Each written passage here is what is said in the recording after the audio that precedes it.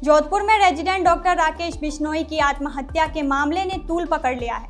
मृतक डॉक्टर ने फार्माकोलॉजी विभाग के अध्यक्ष राजकुमार राठौर पर प्रताड़ना का आरोप लगाया था। इस मामले को लेकर जोधपुर के रेजिडेंट डॉक्टर्स ने आज पूर्ण कार्य बहिष्कार शुरू कर दिया है। आपातकालीन सेवाओं को छोड़कर सभी चिकित्सा सेवा ठप कर दी गई है।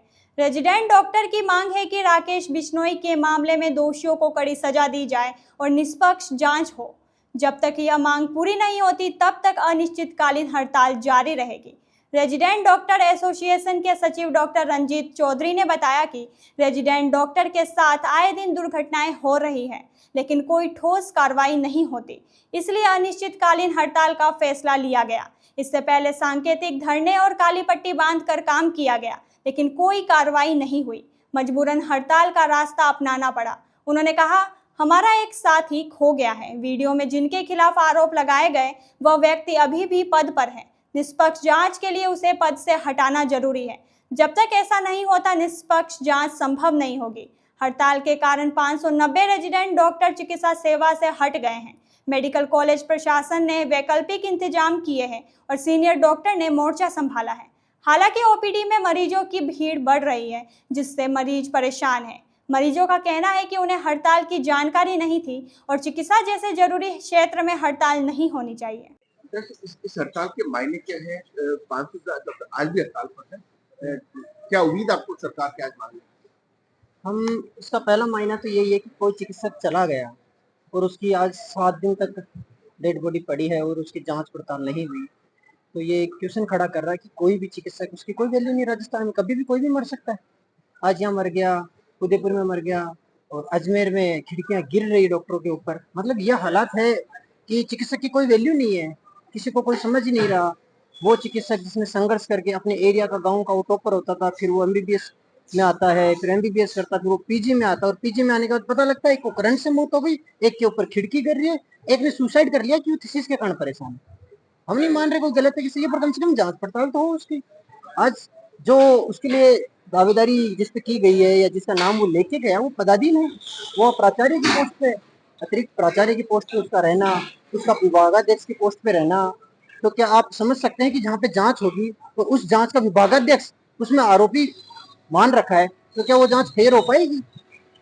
तो हम यही, हमारी मांग ये है कि कम से कम उस पदाधीन जो पोस्टों पे हैं, अतिरिक्त प्राचार्य, विभागाध्यक्ष, उन पदों से उनको हटाया जाए या वो स्वतः त्याग दे। अगर वो स्वतः त्याग दे तो ज्यादा अच्छा रहेगा कि उनके मान सम्मान गरिमा बनी रहेगी और हम उनका उतना ही सम्मान करेंगे अगर वो दोषी नहीं पाएंगे और वापस उसी पोस्ट पे अगर उनको उच्च अधिकारी, प्रिंसिपल या डायरेक्टर से उसको हटाया जाता है और फिर वापस वो उसी पोस्ट पे अगर निर्दोष पाए जाने पे आए हैं तो हमारा उसका सम्मान उतना ही रहेगा।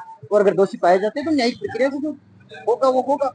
हमारा हड़ताल करने का उद्देश्य किसी जनता को परेशान करना नहीं है। आज भी हमने इमरजेंसी सेवाएं चालू रखी है, ओटी चालू रखा है, लेबर चालू रखा है, लेबर रूम चालू रखा है, आईसीयू चालू रखे हैं। तो हमारा इंटेंशन किसी भी जनता को परेशान नहीं करना। इलेक्टिव ओपीडी में हमारे सीनियर कंसल्टेंट देख रहे हैं और आगे भी हम स्टेप सडनली ऐसे नहीं कि हम सब कुछ बंद कर देंगे। हमारा अगला स्टेप रहेगा प्रदर्शन। हम बाहर टेंट लगाएंगे, हर हॉस्पिटल के बाहर हमारा टेंट लगेगा, हम पेशेंट देखेंगे। जनता को परेशान करना हमारा एक भी मुद्दे मतलब इश्यू नहीं रहेगा, एक भी स्टेटमेंट नहीं रहेगा हमारी किसी भी यूनियन के द्वारा। ये नहीं रहेगा कि हमने सब कुछ बंद कर दिया। बंद करने का स्टेप अगला होगा। पहले भी हमने अचानक बंद नहीं किया, हमने पहले अल्टीमेटम दिया 48 घंटे का। 48 घंटे बहुत होता है, एक जान चली गई, 48 घंटे आपको दिया गया कि 48 घंटे में कुछ करो, कुछ भी नहीं स्टेप हुआ। फिर हमने 24 घंटे अगले दिए कि हम पेन डाउन रखेंगे, सांकेतिक प्रदर्शन किया, हमने ब्लैक रिबन बांधा, फिर 24 घंटों में कुछ नहीं हुआ। फिर हमने अगले 24 घंटे में 2 आवर स्ट्राइक की, 2 घंटे के लिए हमने कार्य बहिष्कार किया, उसके बाद कुछ नहीं हुआ। तब हमने सभी ने एक जनरल मीटिंग रख के ये डिसीजन लिया कि हमको कार्य बहिष्कार करना पड़ेगा।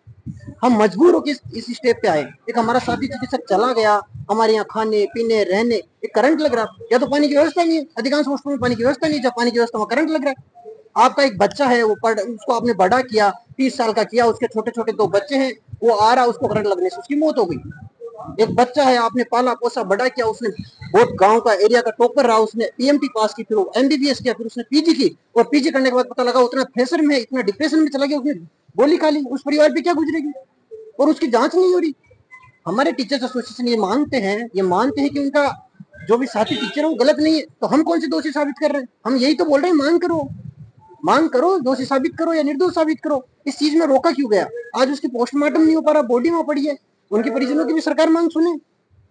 हमारे साथी के परिजनों की भी तो सरकार मांग सुने, यही तो हमारी एक मांग है।